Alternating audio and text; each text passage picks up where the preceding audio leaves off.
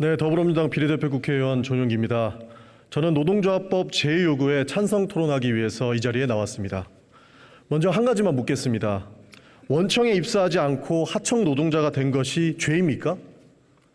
실제 일을 시키는 원청과 협상하고 일을 할 수 있는 노동 현장을 만들어 달라는 요구하는 것, 그저 올바른 노동 환경에서 일할 수 있도록 그저 동등하게 사람 취급해달라는 것이 그렇게 잘못됐습니까?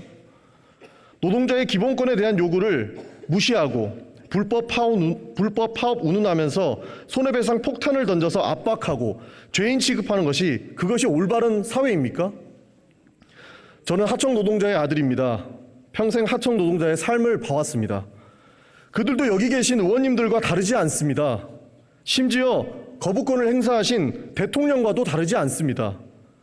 그저 자신과 가족을 위해서 하루하루 주어진 일을 해나가는 지극히 평범한 사람들입니다.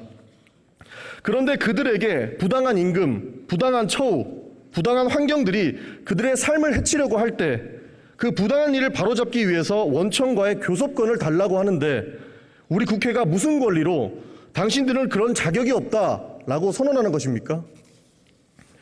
우리는 노동자들을 보고 매번 대한민국을 이끄는 산업 역군이라고 하지 않았습니까?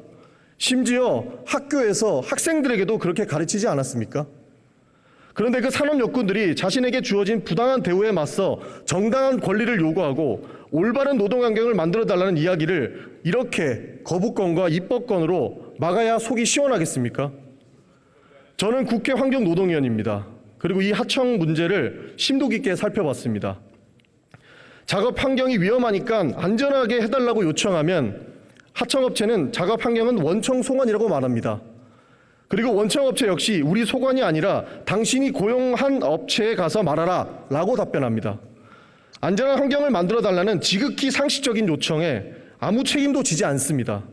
그렇게 일하다 다치거나 죽으면 그냥 본인 손해일 뿐입니다. 임금도 마찬가지입니다. 많은 하청 노동자들은 최저생계비만 받고 일하고 있습니다.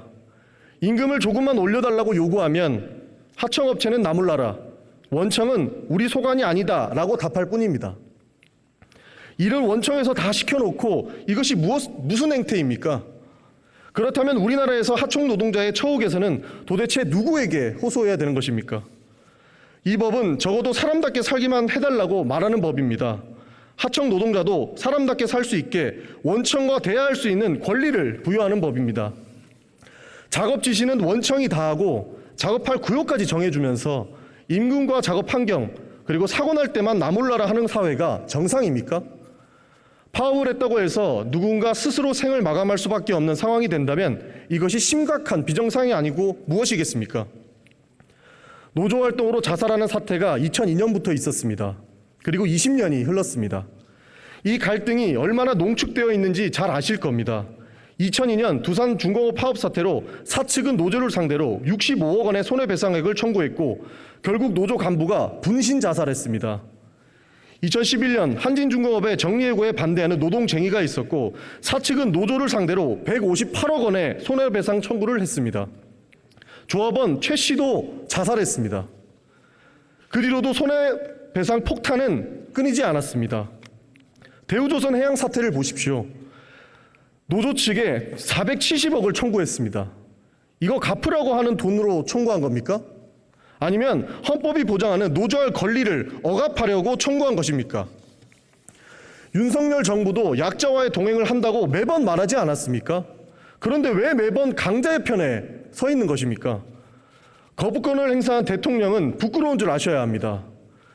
존경하는 의원님들께 호소드립니다. 손해배상 폭탄으로 사람이 죽고 있습니다. 이것이 진정 사회 문제가 아니란 말입니까?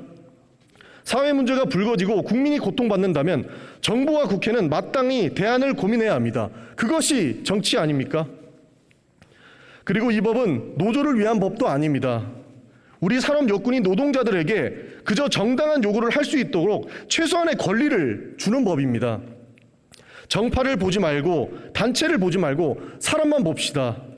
제도적 문제로 우리 가족이, 우리네 가장이 죽어가는 상황을 야기한다면 이제는 국가와 사회가 개선해야 되지 않겠습니까?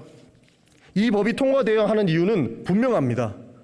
존경하는 선배 동료 의원님들께서 제 요구된 이 법에 찬성 표결해 주실 것을 간곡하게 요청드립니다.